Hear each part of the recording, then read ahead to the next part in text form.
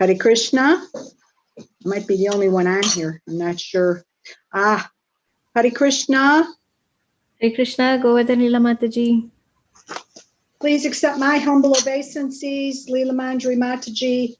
All glories to Guru Maharaj and Srila Prabhupada. Please accept my humble obeisances. All glories to Guru Maharaj and Srila Prabhupada. What a refreshing voice to hear. Why? Really? Yeah. Very nice. You know what? Let me use the restroom. I'll be right back, okay? And I will be ready, okay? Yes, sounds good.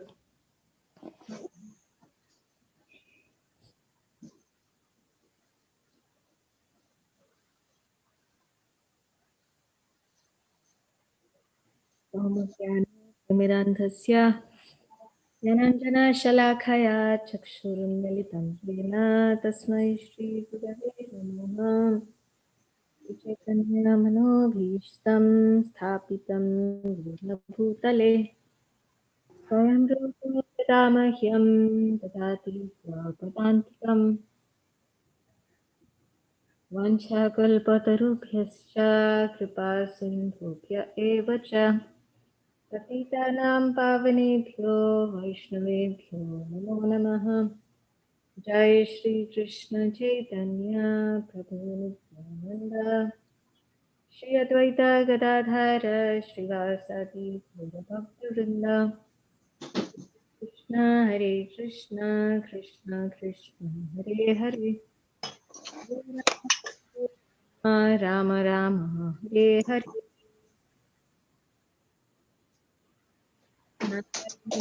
Nitya Naram Chaiva Narottamam Devim Saraswatim Vyasam Tato Jayam Udire Nashapateshu Abhadreshu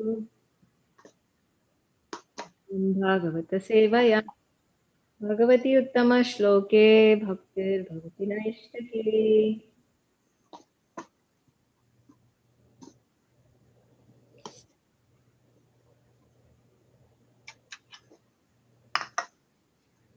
So welcome back everybody to our Srimad Bhagavad. Today we are covering two verses from Canto 4, Chapter 7, text 35 and 36.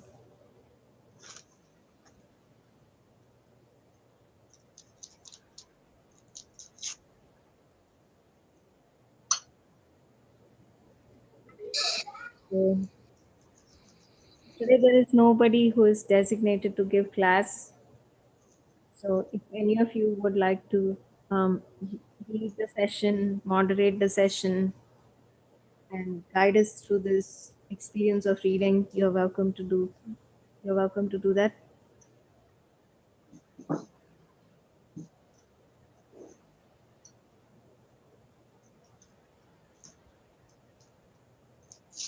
Please, would any of you like to start reading? Text 35. I can do that, Mataji. Yeah.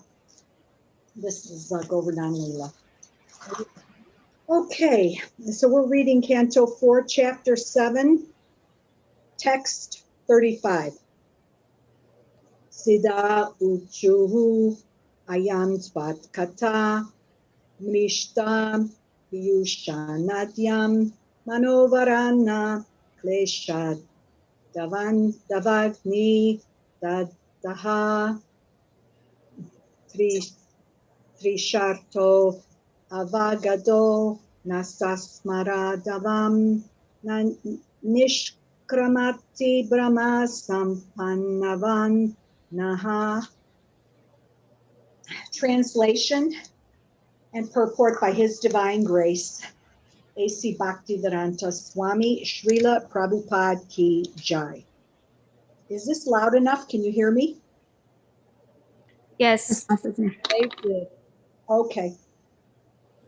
The Siddhas prayed like an elephant that has suffered in a forest fire, but can forget all its troubles by entering a river.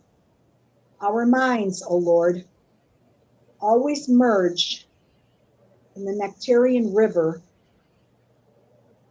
of your transcendental pastimes, and they desire never to leave such transcendental bliss, which is as good as the pleasure of merging in the absolute. Purport.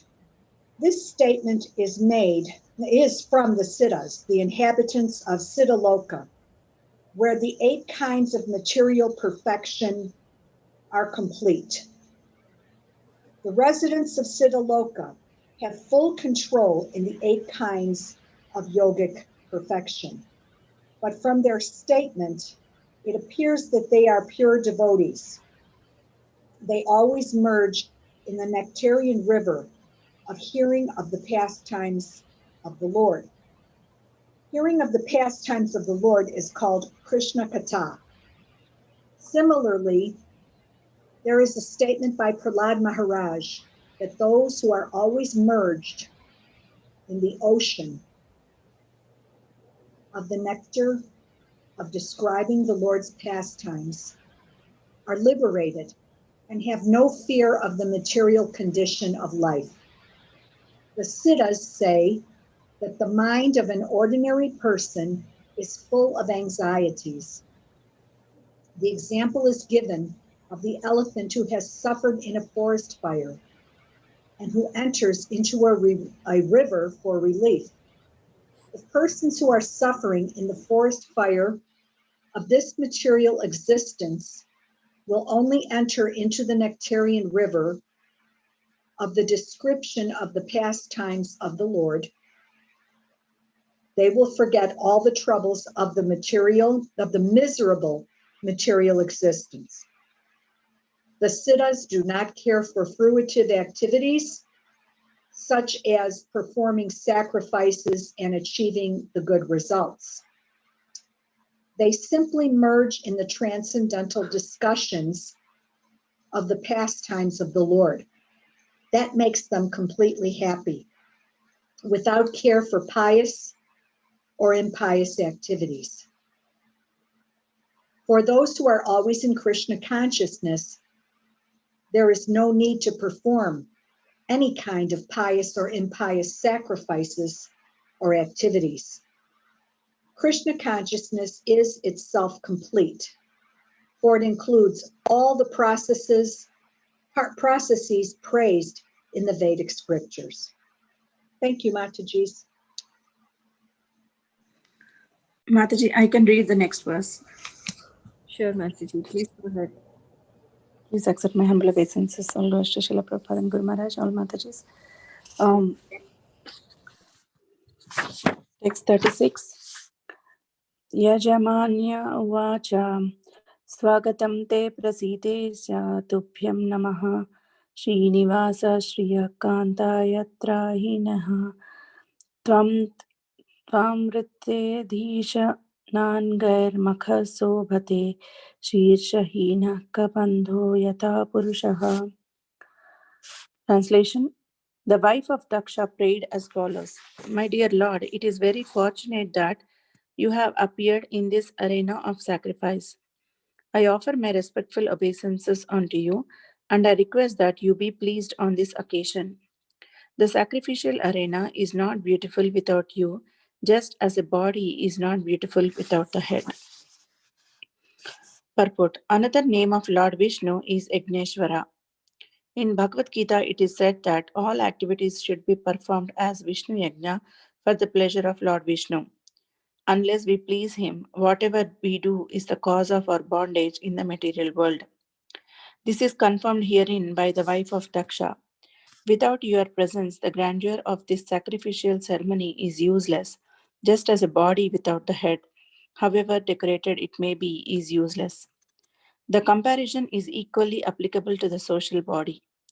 Material civilization is very proud of being advanced, but it is actually the useless trunk of a body without a head. Without Krishna consciousness, without an understanding of Vishnu, the Supreme Personality of Godhead, any advancement in a civilization, no matter how sophisticated, is of no value. There is a statement in the Hari Bhakti Sudhodaya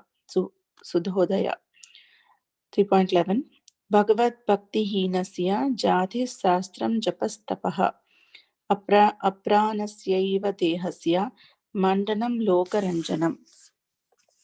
The purport is that sometimes when a friend or relative dies, especially among lower class men, the dead body is decorated. Dressed and ornamented, the body is taken in procession. That sort of decoration of the dead body has no actual value because the life force is already gone. Similarly, any aristocracy, any social prestige, or any advancement of material civilization without Krishna consciousness is as good as the decoration of a dead body. The name of the wife of Daksha was Prasuti, and she was the daughter of Swayambhuva Manu.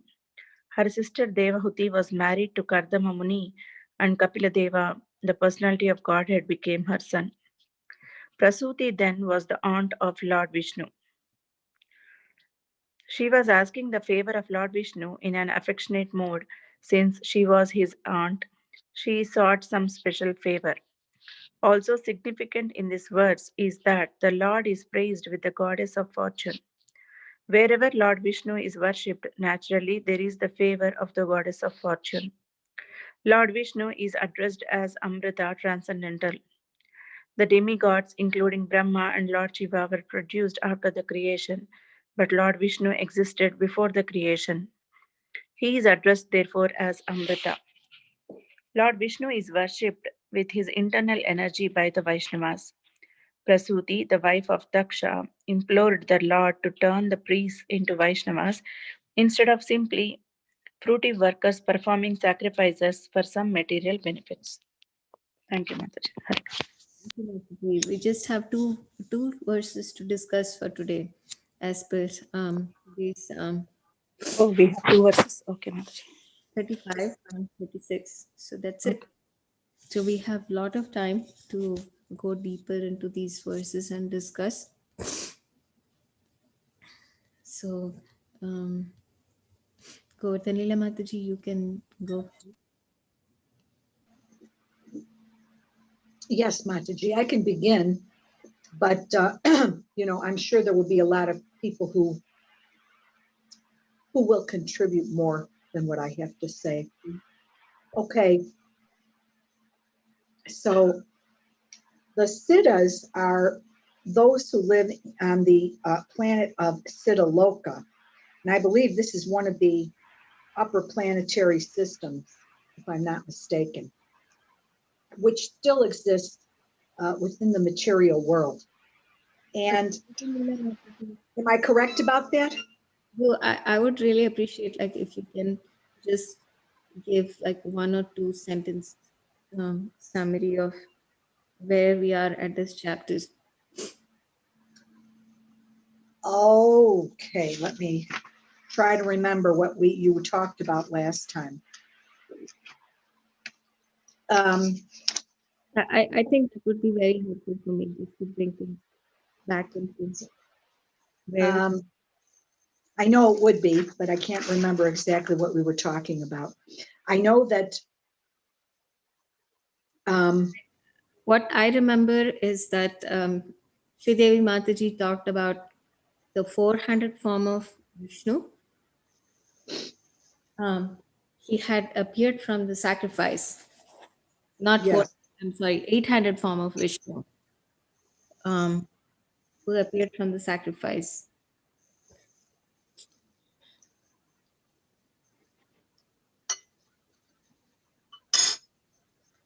I would prefer somebody else gives just a quick summary because I can't remember. Yeah, I can share and then others can add. I'm sure all of us remember different aspects of this continuation of this. So what I remember is he was not 400, but he was 800 because that was the first thing that took me by surprise. And after he appeared from the sacrifice of Daksha, who had by then attained the face of a goat and who was very repentant of his offenses towards Lord Shiva. Mhm. Um, and as Lord Vishnu appeared, different people who were present at the sacrifice they offer different prayers. So that's the gist of what I remember. And if other devotees can also add, that would be nice.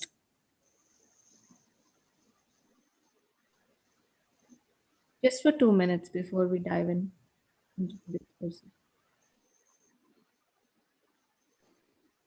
We were also discussing how the Lord is worshipped by hundreds and thousands of goddesses of fortune, but he's not attached to any one of them.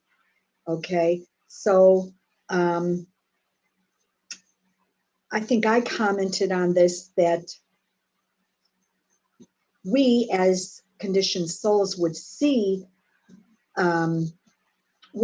that, would find that difficult, that, it would seem that he's not attached to any of them. How could this be? We were talking about Srimati Radharani, and it would seem that with the way he treated her and loved her, that he would have some attachment. But the attachment, I think, is on a transcendental level. He's not attached in the ways that we and in this material world are attached. That was another piece that we talked about. To be detached, and we were saying, does not mean that we don't care for our family members or our husbands or wives, etc. But it's like you are in the world, but not of it. You do your duty in the world, but don't put all your eggs in that basket. In other words, our attachment should be to the Supreme Personality of Godhead. And that was in text 34, we're talking about that. I can't, in general, I don't remember every single thing, but I added that. The background is that now the sacrificial arena having been purified, everyone is offering their sincere prayers, and the Lord appears. And then Daksha offers his prayers, and various demigods offer their prayers, and that's exactly what is happening before we come to this part, because now each of them is even though they're very powerful demigods themselves, like Brahma and Shiva, in the presence of the Supreme Lord, their luster is insignificant. So Shiva is offering prayers, Brahma is offering prayers, Indra is offering prayers. That's my remembrance. And each of them is glorifying the Lord, saying, you're unlimited, and your form is so beautiful, you're very pleasing, you're here to punish the demons and to bless the devotees, protect the devotees, like that. Each of them is just glorifying the Lord, because that's what one does in the presence of the Lord. He's to be, even without the presence of the Lord, one is always meant to glorify the Lord. So what to speak of when the Lord is actually there? And Lord Shiva says that, now my mind is pacified, and I'm going to, I do not take the offenses very seriously, just like a father doesn't take the offenses of his son. That is much earlier, though. I'm remembering something else. Just this latest is about how all of them are offering prayers, saying how wonderful the Lord is. That's my understanding.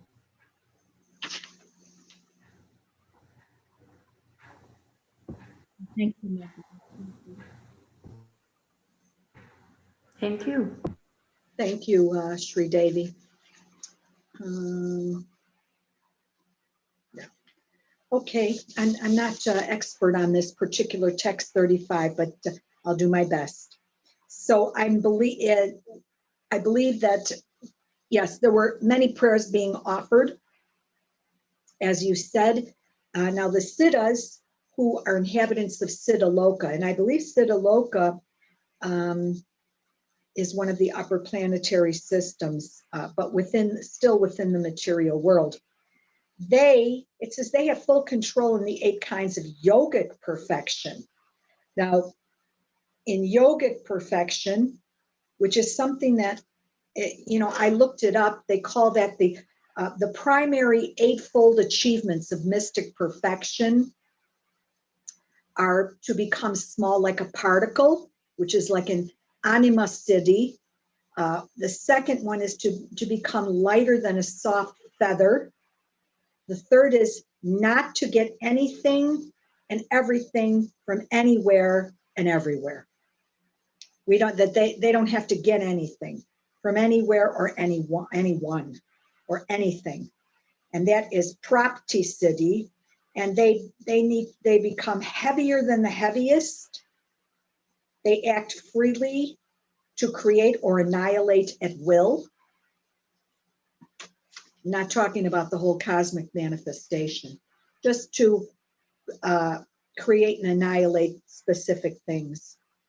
The sixth was that they control all material elements. That's a Vasitva siddhi. The seventh is that they have power to never be frustrated in any desire. That's prakanya, a prakanya siddhi. And the eighth was they can assume any shape or form one may desire.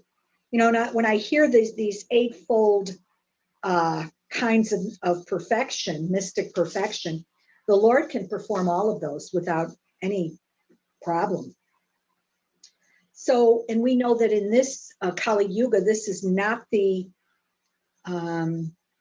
Yuga Dharma of the age. We don't need to be performing this mystic yoga, but they perform that on Siddha Loka, but at the same time, it appears they're pure devotees. Why? Because they merge in the nectarian river of hearing of the pastimes of the Lord. So once they start to perform devotional service, and hearing is one of those forms, it's Krishna Katha.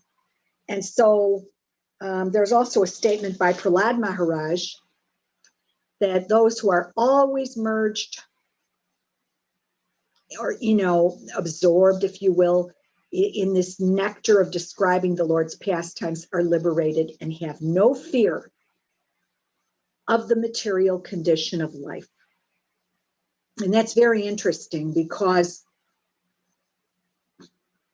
it's not that I don't have any fear, but since I've been reading about the pastimes of the Lord and the Lord's incarnations, the various books that we're reading, the scriptures, I'm not as terrified of what's happening on earth as I used to be. I think there's like a little bit of more acceptance. It's kind of interesting because I was talking to my cousin in Sicily just last night, and he says, "Why are you talking about death?" He says, "You're not 80, 90 years old. You're not going to die." And I said, "Look, I've lost in succession the whole generation of relatives. I've lost about 11 relatives total. I was very close to most of them actually, very close. And I said, so it's natural that I would talk about it. And, I've always heard this saying that if you don't know how to die, you won't know how to live. That's an expression I hear in 12-step groups. I've been hearing that for years. So to know how to die for me is to realize that the most important thing I can do is perform devotional service to the Lord. And there's many ways to do that. Okay. And one of them is through hearing about the pastimes of the Lord. And do I have fear? Well, just maybe fear of a nuclear. I won't even know if there's some kind of a horrible revolution or something. I won't even feel it. It'll happen so fast, nobody will know. So I feel that in this material condition of life, in order not to have fear, we should be prepared at any time. I guess that's the crux of it. To know how to live is to be prepared that when the Lord chooses to take us, he may take us and we will be ready to meet him. Now, I can't say that I'm that I'm fully where I need to be, but I'm working on it. And all I can say is I don't have the perfection of some devotees in performing devotional service and everything. But all I can say is that I am trying and that I'm being sincere, and I'm praying that will be good enough for the Lord. I hope. But if it isn't, well, then it isn't. At least I've not wasted most of my life trying to make myself happy in this material existence, because I know it's not going to happen. I mean, we have flickering moments of it, but that's about it. So I just thought I'd bring that up, because now the Siddhas say that the mind is full of anxieties. And that is very true. I would say that before I came to Krishna consciousness, I was anxious all the time, constantly in anxiety. What can happen? Gloom and doom. I was projecting things that probably would never even happen. And so I think that the mind can be our enemy. And as Guru Maharaj has said, the mind is only a vehicle through which the consciousness travels. It is not the consciousness. And boy, when he said it, I had to hear that again. The consciousness exists outside of the mind, but it is manifested. The consciousness gets manifested through the vehicle of the mind. And so if our consciousness is full of anxiety, we need to be going to Krishna, at least hearing his pastimes, because even that, and chanting his holy names, or performing kirtan, or performing any type of devotional service to the Lord. It can be the simplest thing. Our anxieties will be mitigated. There will be relief. And Srila Prabhupada talks about that. He talks about an elephant who suffers in a forest fire. How does he get relief from his anxiety? He goes to the river. He gets inside the water and cools himself. Okay, so if we if the conditioned souls are suffering in this material world, which all of us to some degree or other, we're suffering something. There's no way that this is a place of hell. It really is. And as the longer I'm here, the easier it is for me to realize that. The longer we're suffering in this material, on this earth,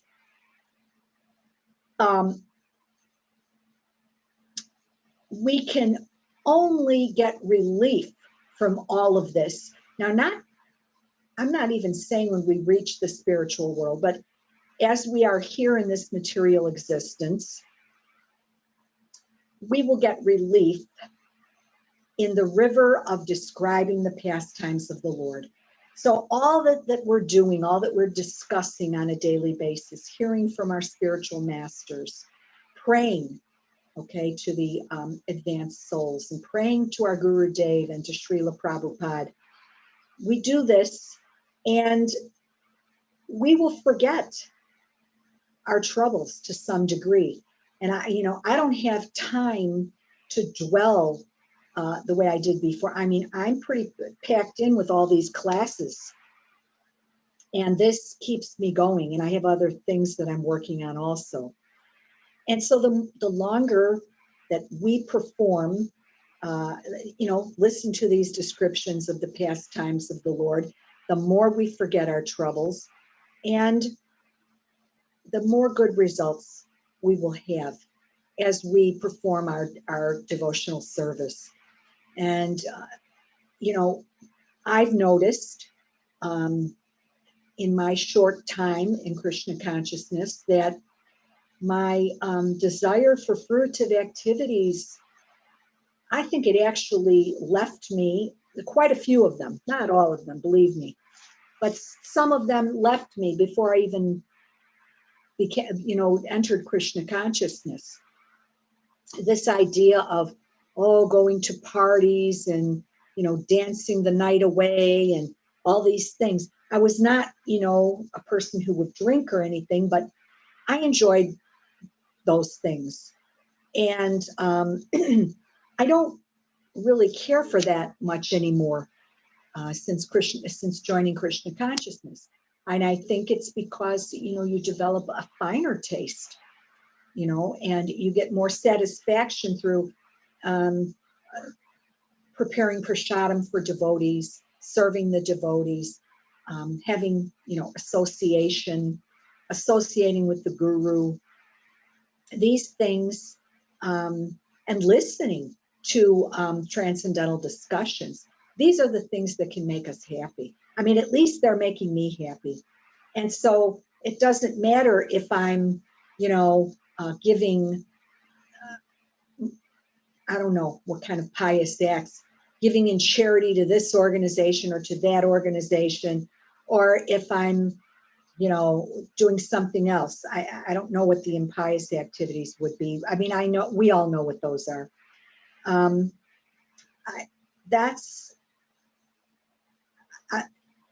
not concerned about that, and I don't think any of us can be concerned about that when we're performing devotional service. So, because we know that whatever we perform for the pleasure of the Supreme Personality of Godhead, that suffices. We don't need to perform any other kind of sacrifices. We don't need to perform, achieve mystic yoga, yogic perfection. We don't need to perform all these different, there are yagyas that we do perform, but, sacrificing animals and things that they did in previous yugas, it's all within Krishna consciousness. It's all combined in that. It's all included is the word I was looking for. It's complete. So we don't need to do any of these other things. It includes all the processes. And so once we know that, now it's funny because I know that it's the most complete, and I don't worship demigods or anything like that. But nonetheless, I still catch myself sometimes thinking outside of, even though I know it's complete, I haven't completely given up my whole life, right? I mean, it's very difficult. So I guess some of the attachments maybe are some of the things that I still have to let go of, family member attachments mostly. And I mean, there are devotees who can, I've seen them do it. They completely, I know of a woman who, she just walked away from her husband and she went to live in India and she died there. She just said, I'm renouncing. She shaved her head and everything. She put on white and she did it. Now, I think you have to be at a certain level of consciousness to do that. So I'm not, at this point in my life, I'm not yet ready to do that. Because I don't think I have a husband, and that, that changes things for me, but I do understand what it does take. And even with my husband there, I do become completely happy when I'm hearing these beautiful pastimes of the Supreme Personality of Godhead. So I don't know, that's what I got out of text 35. Thank you. Of course, feel free to add or correct me if I said something that was not correct. or or add to this. Hare Krishna. Thank you very, very much, Govardhan Nilamataji. Isn't it like amazing? Like, who would ever think that, just by listening to pastimes of Krishna, the mind can become free from fears? Um, you know, we may never be able to make that connection on our own if we think with a logical mind, but we will experience it. The more we hear about Krishna, the more we'll experience that fear is leaving our hearts. Thank you very much, Govardhan Nilamataji, for sharing. Matajis, would any of you like to share something related to this verse?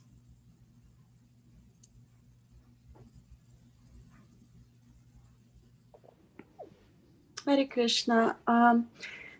Something that Govardhan Leela said sparked this thought in my mind. It reminded me of my Christian background, where there are, in the times of Jesus, there were a group of people that are referred to as the Pharisees. The Pharisees being a group that followed the rituals perfectly. They knew the scripture perfectly. And yet they're not considered to be true Christians. They could, you could go up to them and, they could, inform you of anything you needed to know within the scriptures. But yet this is what they're considered. They do not have the spirit of the law. They had the law, but they did not understand the spirit of the law. And that distinction is made where, and sometimes even in Krishna consciousness, like we see people that are following the process, but yet they have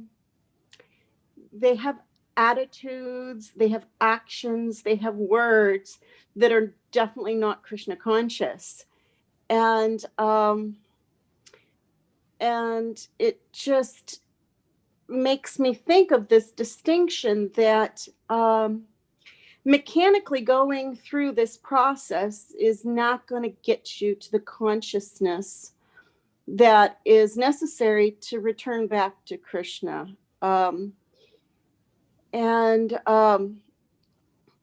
One needs to understand that all these things that we're doing have the purpose to help us develop a relationship with the Lord. I'm thinking of something that was posted by Satchidananda Swami, and it was a story about a little old lady, and we've cited this before. Little old lady, and she loved Lord Jagannath so much, and she used to cook for him daily. And but the people around would say, gee, she doesn't even shower before she cooks. But the Lord accepted her offerings fully.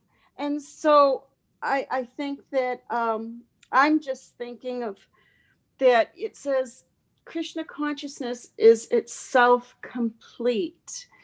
And what does this verse teach us? The verse teaches us that that we need to hear about the Lord's Leelas. And why do we need to learn or hear the Lord's Leelas? Is because in all of them, whether they're in Gora Leelas or Krishna Leelas, they're all examples of how we should be relating to other devotees. Through, all the Leelas, it gives us understanding, perfect understanding, or actually understanding of perfect types of relationships. And so, and that's how one imbibes the spirit of the law.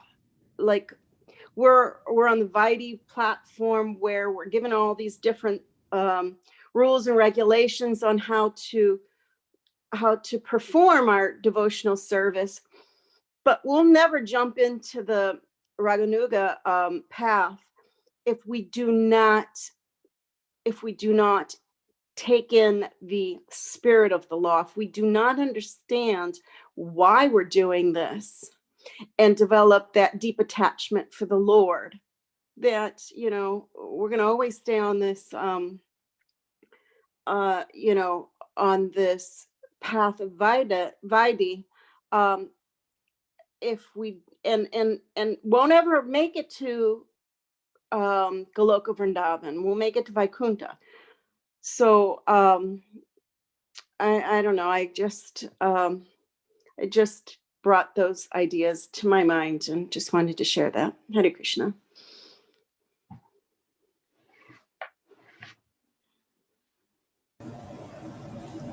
Thank you very much, Manasi Ganga Mataji. It's very true. The rules and regulations are so that we can always remember Krishna and never forget him. And a very important part of pleasing Krishna is, and finding inner satisfaction also. It pleases Krishna and it also gives us a lot of inner satisfaction, is how we are able to navigate our way through our relationships with devotees. So very, very nice point. Thank you, Manasi Ganga Mataji. Hare Krishna. Lavanya Mataji, we have about 15 minutes. So if you would like to share about the text that you... Yeah, Mataji, after hearing to Govardhan Lila Mataji and Mansikanga Mataji, I'm not able to do some justice to this purport that much, but I'll try, Mataji. So here in this verse, 36 verse, the wife of Daksha is praying to Lord Vishnu, and so she is. So as we all know, we are reading from the previous verses, like everybody are offering their prayers to Lord Vishnu, and now the turn of wife of Daksha came, and she is offering her prayers. And here in the purport, Srila Prabhupada is telling about, is mentioning about the another name of Lord Vishnu is Igneshwara. So we all know that.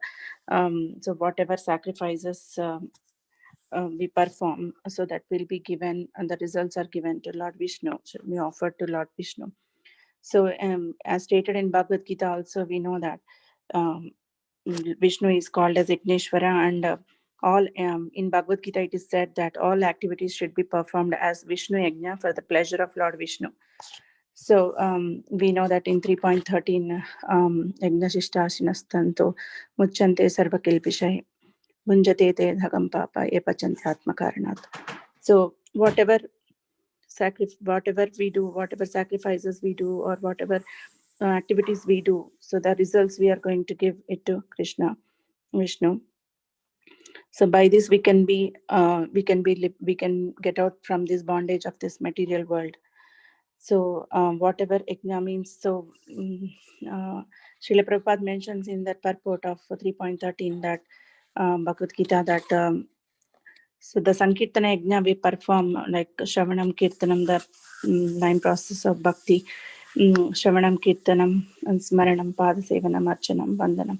So everything, these all come under the Yajna only. So whatever activities we do, so that when we offer to Lord, when the pleasure of Lord, then automatically our senses will be purified and our mind and heart will be purified, and will be situated in the path of bhakti. So so this is also confirmed by the wife of Daksha here. She is also mentioning that without Lord Vishnu, the sacrificial ceremony is useless. So she is very glad that Lord Vishnu has appeared on this arena, sacrificial arena there. And so the comparison is, so here she is mentioning that sacrificial arena without Lord Vishnu is a body without a head. So however, maybe the body is decorated, but without a head, that will not look good. So it's so that's what here we can understand, that whatever may be the our so even though we are in this material world, unless we are Krishna consciousness, unless our consciousness is purified and we are always thinking about Krishna, so we are not doing our activities related to Krishna, then that is useless. So here Srila Prabhupada is giving one analogy of a dead person, a dead body, which is decorated, dressed and ornamented, and the body is taken. So when at the time of death, but what is the use? There is no soul in the body. There is no life force in the body. Life force is already gone. So um, so even though the body is decorated a lot, as there is no consciousness, there is no use of that body. Just like that, whatever, how many ways we are living in this material world, without Krishna consciousness, that life, that living is not successful, or the whatever we do, the activities, we are not offering to Lord Vishnu, we are just materially enjoying to ourselves. So then that is simply waste of life. That is not the goal of the life. That is not the goal of the life. So that's what Prabhupada is trying to mention here. And so similarly, any aristocracy, any social prestige, or any advancement of material civilization without Krishna consciousness is as good as the decoration of a dead body. So whatever fame, whatever name, whatever position we have in this material world, that is all is simply waste, because that is only for this particular temporary body. So we are not going to carry it from lives to lives, but only the Krishna conscious mind, the Krishna conscious activities, are the bhakti towards Lord. So that is only going to be carried to the next lives. So so that is, so he is mentioning that there is no use of this kind of material activities or the body decoration of a dead body. And in the next part of the paragraph, so here one more thing, so as the Prasuti, the wife of Daksha, Prasuti is the daughter of Swayambhav Manu. Her sister Devahuti was married to Kardama Muni, and Kapiladeva, the Lord Kapiladeva, is again the incarnation of Lord Vishnu. So so Prasuti became an aunt for Lord Vishnu. So in that position also, she is very much affectionate towards Lord Vishnu, and she has some special position, just like how with Lord Krishna, how Kunti Devi has in a relationship. So just like that, here also, wife of Daksha, Prasuti, has a affectionate relationship with the Lord. So she is very much praising that. One second, Mataji. Also significant in this verse is that the Lord is praised with the goddess of fortune. Wherever Lord Vishnu is worshipped, naturally there is the favor of the goddess of fortune.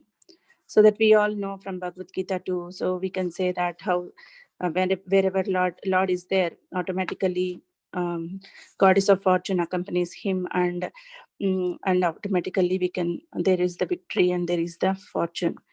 So, and also Lord Vishnu is addressed as Amrita, transcendental.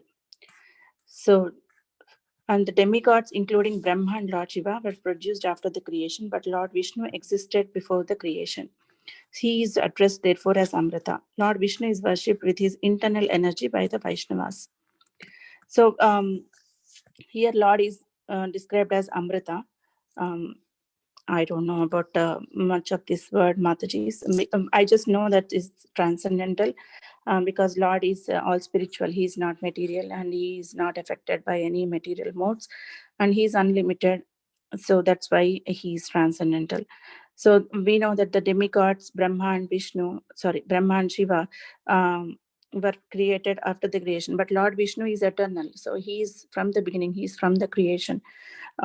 He is the main Purusha. So that's why he is addressed as Amrita.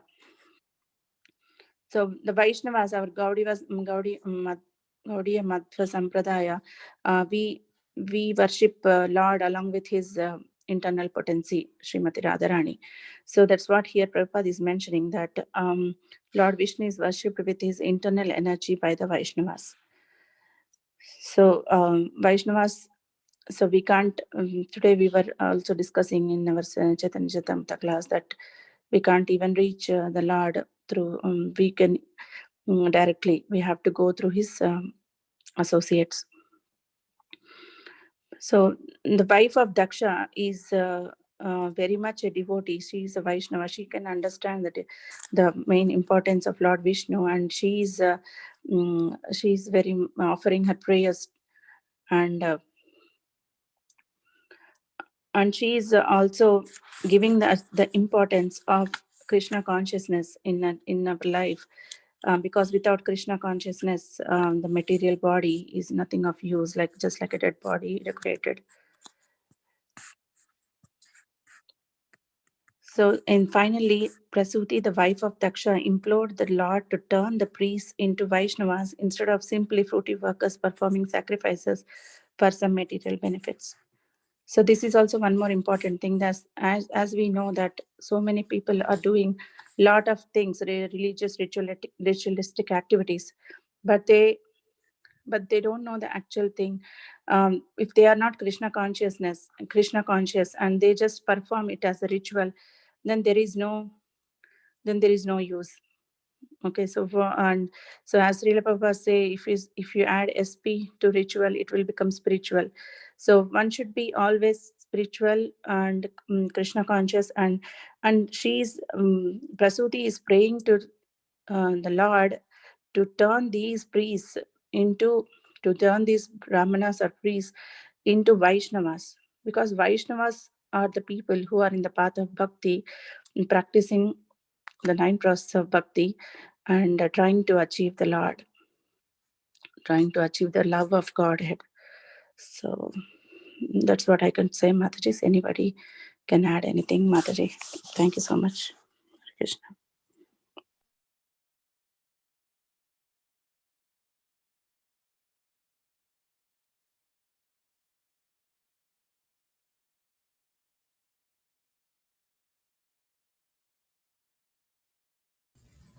Thank you so much, Lavanya Mataji. Would anyone like to share? We have a few more minutes.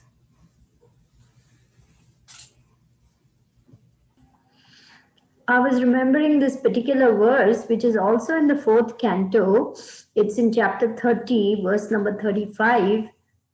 And the only reason I remember is because Guru Maharaj, I think, recently spoke about this. It came up in the discussions. And there it is very clearly said that wherever topics of the Lord are discussed, there automatically the audience completely forgets all material anxieties, all material problems, and is completely just, enchanted by the mercy of the Lord.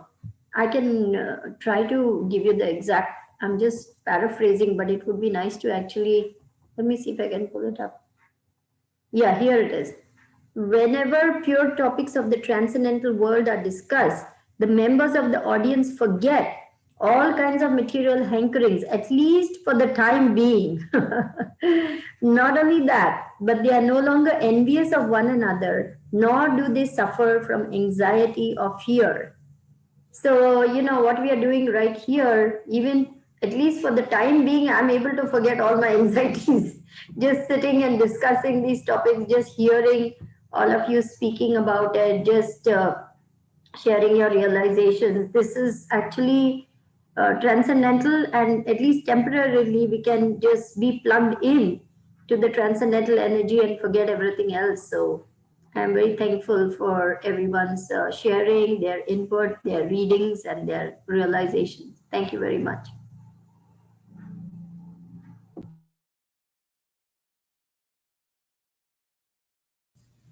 Very beautiful sharing, Sridevi Mataji. And it's very Mataji, can anyone elaborate on the point of Amrita, transcendental? I couldn't get much on that.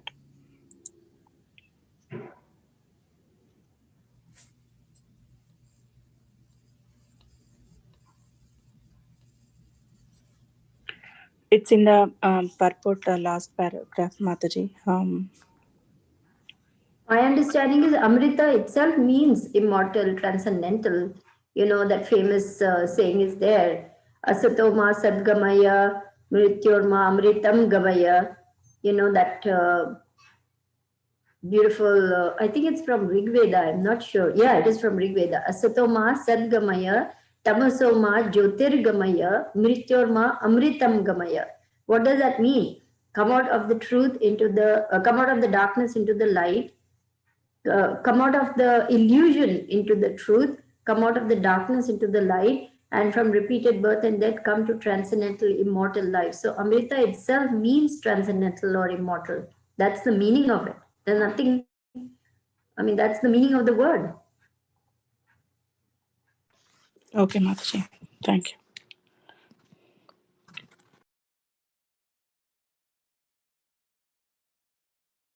If you want a little further explanation, it's right there in that purport that Lord Vishnu was there from the very beginning. Shiva and Brahma were created, and thereafter, you know, the rest of the creation followed. But Lord Vishnu is always there. He has no beginning. He is not. He's always immortal, eternal, transcendental, always there. Okay, Mataji. Yeah.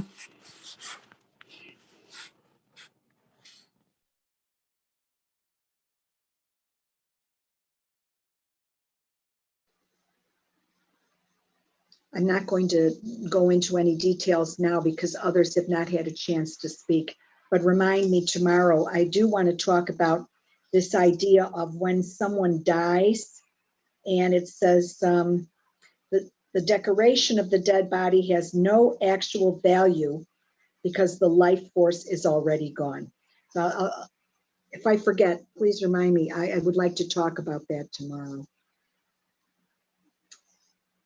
Thank you. sure, Hare ma'am. Krishna. Sure.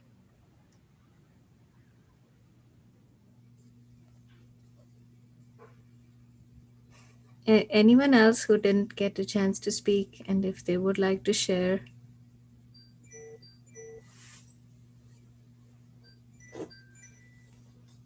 I know Shanti is Dhira Shanta Mataji, but who is 1, 2, 3? That's me. I just was not well, so I just didn't attend the classes. I haven't been That's attending. Ruchi. Yeah. Thank you.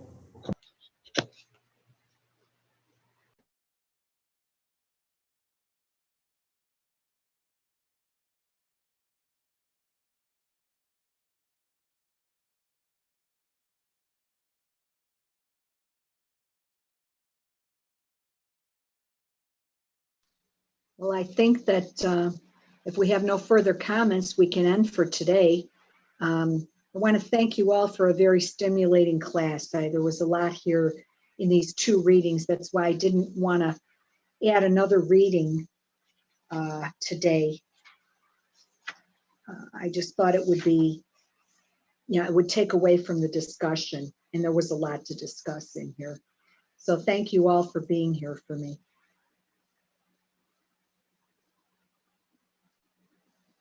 Yes, Mataji, we can end here. Srila Prabhupada ki jai. Hi, Hare Krishna. Bhagavatam ki jai. Bye. Thank you, Mataji. Hare Jai. Krishna. Hare Krishna. Hare Krishna. Hare Krishna.